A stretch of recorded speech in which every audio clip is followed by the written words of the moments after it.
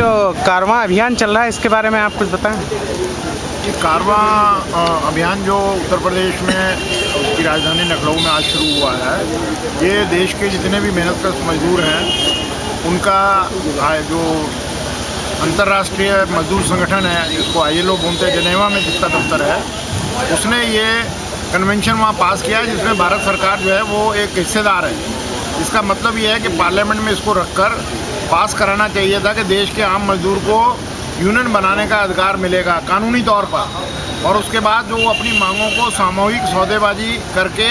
Settle करेगी ताकि औद्योगिक शांति बनी रहे और उनके जो अधिकार हैं वो उनको मिलते रहें। और इसी का मतलब प्रजातंत्र है। प्रजातंत्र में अगर हमारी आवाज़ को कोई नहीं सुनेगा, हमारे कोई अधिकार जो हैं फंडामेंटल राइट हैं उसको देने की मनाही करेगा, तो वो तो डिक्टेटरशिप की तरफ बढ़ने वाला काम हो जाएगा। तो इसलिए इसको अंतर्राष्ट्रीय मजदूर संगठन भी हमारे तमाम मजदूर संगठनों के साथ में है, और इसलिए ये उत्तर प्रदेश की राजधानी लखनऊ से आज इसका शुभारंभ हुआ है। और ये इसके बाद अपना उत्तर प्रदेश की सभी डिस्ट्रिक्ट में जाकर ये कारवां चलेगा और देश के आम जो मजदूर हैं, राज्य के जो मजदूर हैं, उनको बाकायदा अवगत कराया जाएगा कि उनके जो मजदूर के हक हैं उनके ऊपर सरकार जो है वो डाका डाल रही है। उसके लिए संघर्ष करने के लिए तैयार रहें, क्योंकि देश के अंदर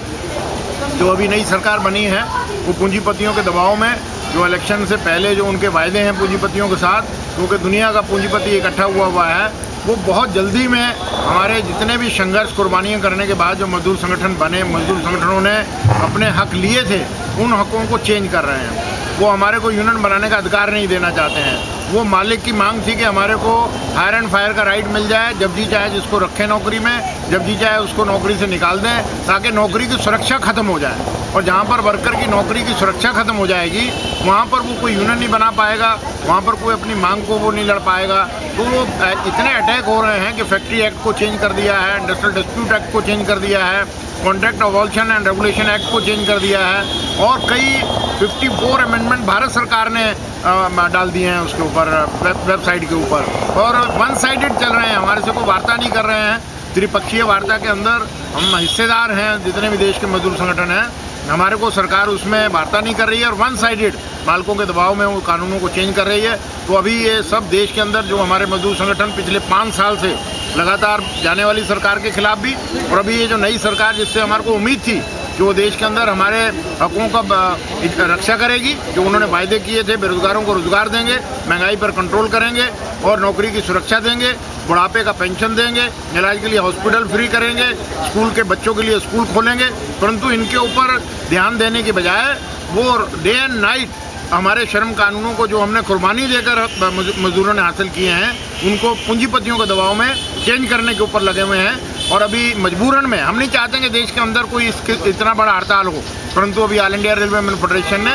अनिश्चितकालीन पर जाने के लिए जो 100% FDI विदेशी कंपनी पूंजी जो अपने देश में रेलवे में लाने के लिए आदेश किए हैं उसके खिलाफ और दूसरी मांगों के प्रति जो ये 8798 ILO का कन्वेंशन है इसको रेटिफाई करने की मांग को लेकर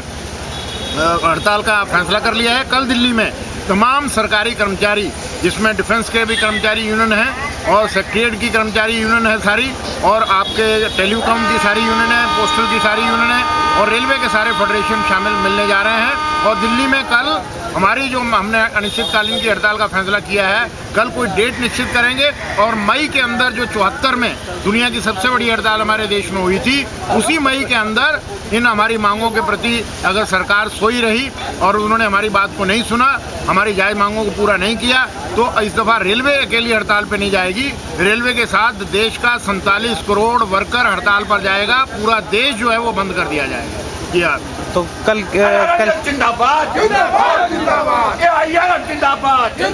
जिंदाबाद कल की मीटिंग में सभी संगठन करो या मरो की स्थिति पे फैसला लेंगे क्या आपको लगता है? कल अनिश्चितकालीन की हड़ताल का फैसला लेंगे। धन्यवाद।